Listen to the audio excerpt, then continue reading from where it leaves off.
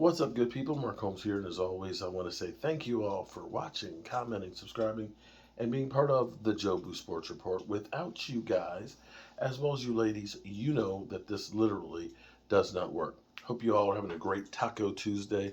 It's the end of the day, and you know I have to have my fireside chat. So we got the fires a blurning here.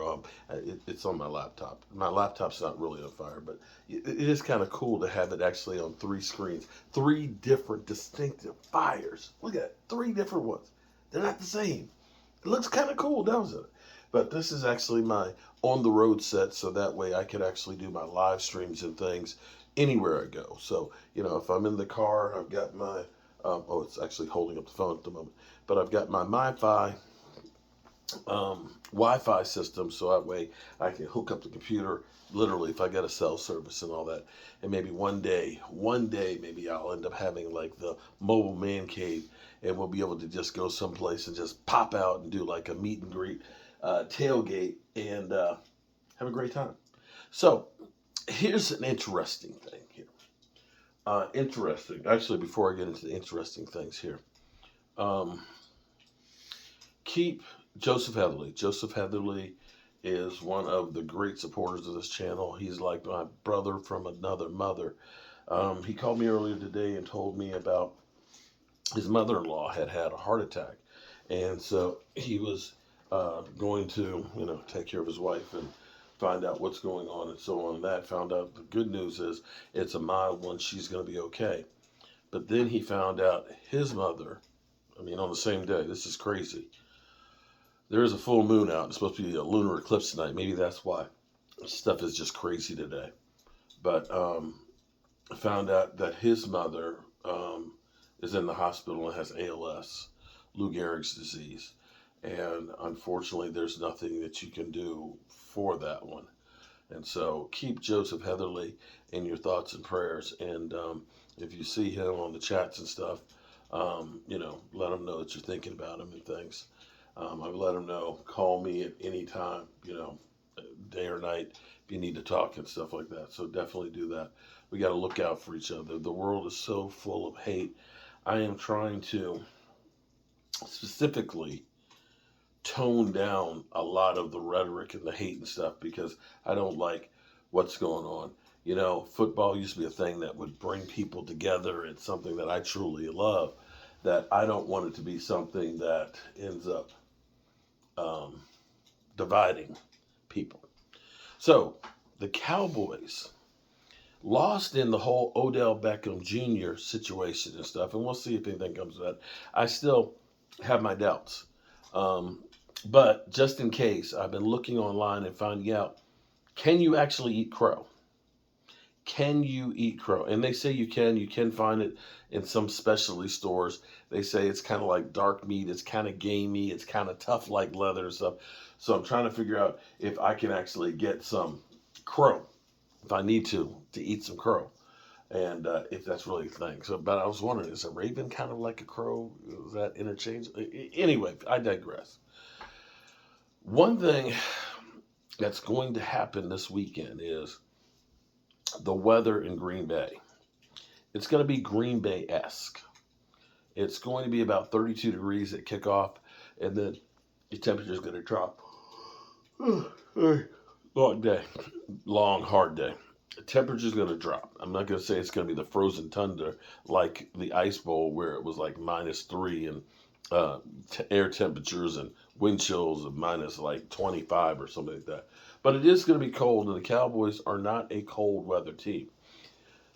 The Green Bay Packers are beat the hell up. They are beat the hell up. They've lost like Rashawn Gary for the season. They've got other players that are injured and coming back.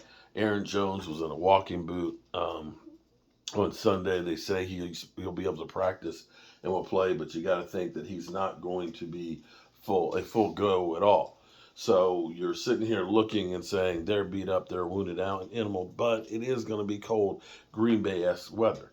Although, I will say, it's kind of funny because last year, the Cowboys, we lost to the 49ers in the first round. We got our teeth kicked in by them. And then that same 49er team went to Green Bay and kicked in Aaron Rodgers' teeth. You know the funniest thing that I heard in that game about reasons why um, Aaron Rodgers lost?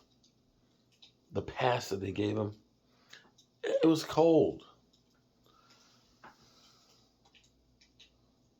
I was like, what? Yeah, the weather. It was cold in Green Bay.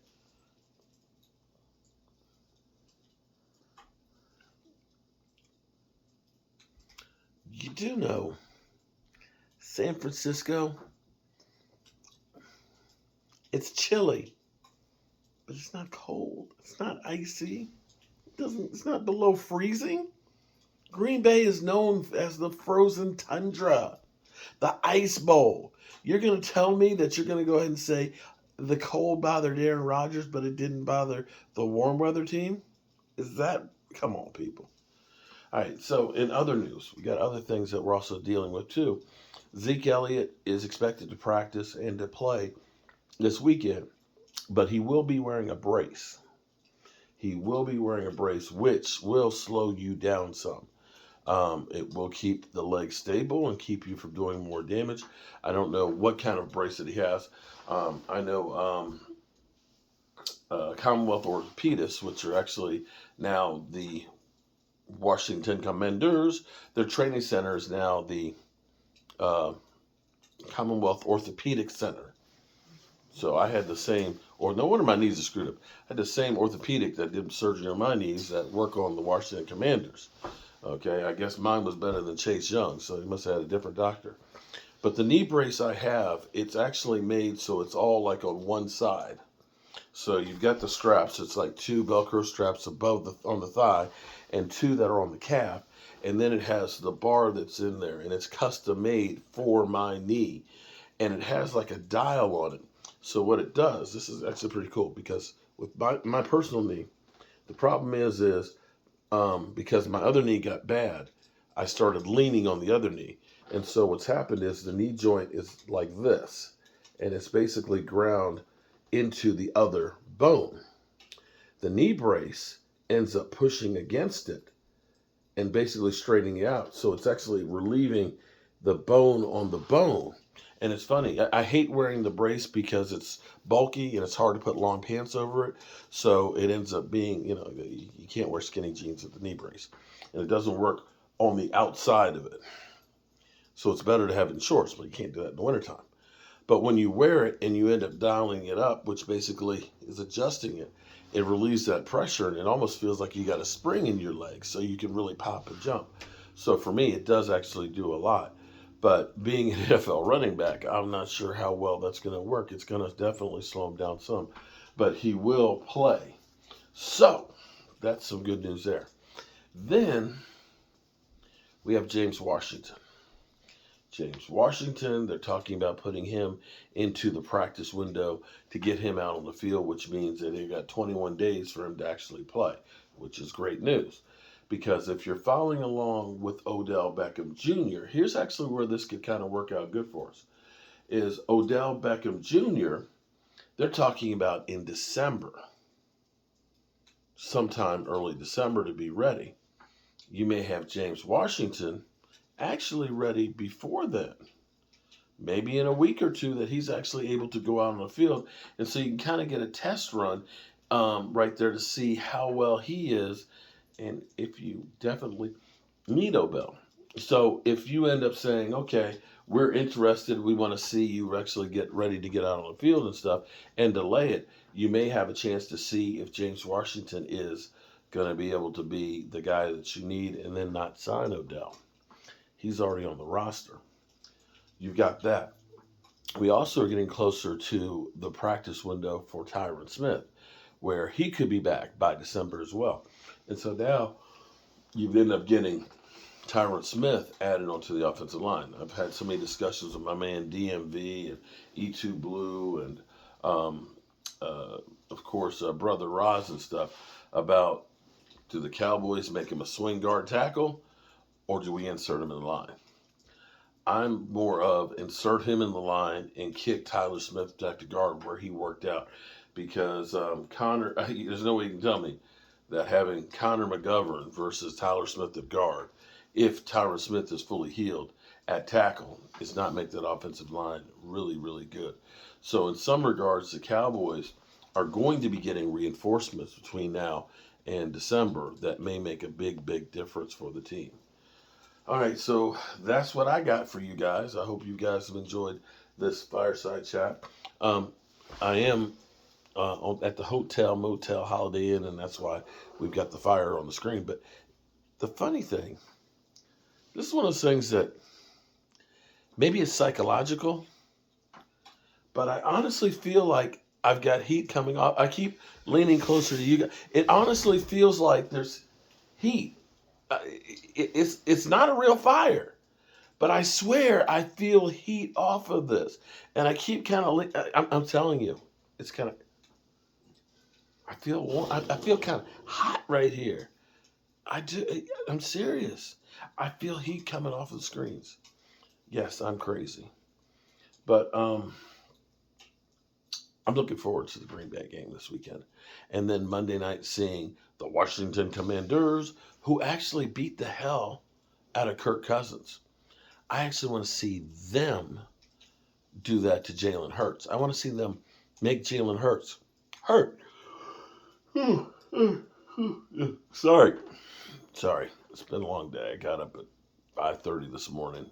I've been going ever since, okay? Forgive me. And I'm old, okay? I'm getting closer to 60.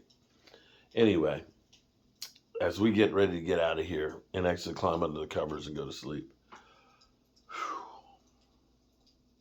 let me first thank each and every one of you guys, as well as you ladies, for all the support and everything and the love that you guys show.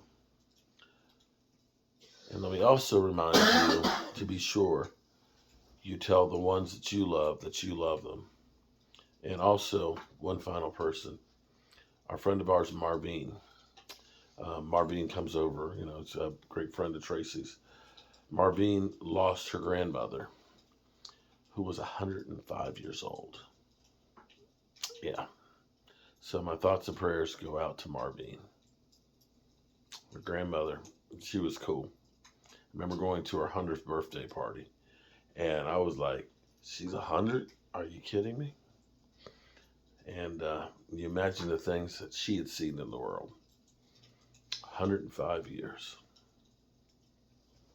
So hug those people that you love and tell them that you love them. God willing, I will see you tomorrow with my tired old ass. Peace out.